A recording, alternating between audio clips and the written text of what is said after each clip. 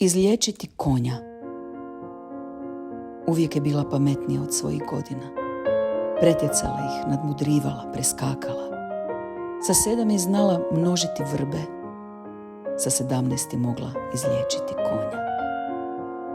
Godine su dolazile kao sfinge, postavljale pitanja lukavim ustima. Ona se samo smijala. Znala je, njezine im riječi ne mogu pomoći.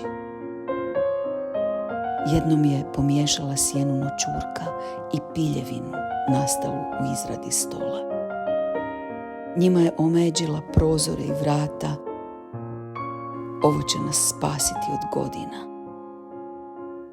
Ipak su 2 godine došle, prerušene u putnike s djetetom.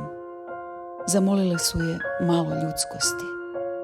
Zauzdala je jednu, drugoj stavila sedlo i rekla im: nosite se, ako vam je život drag.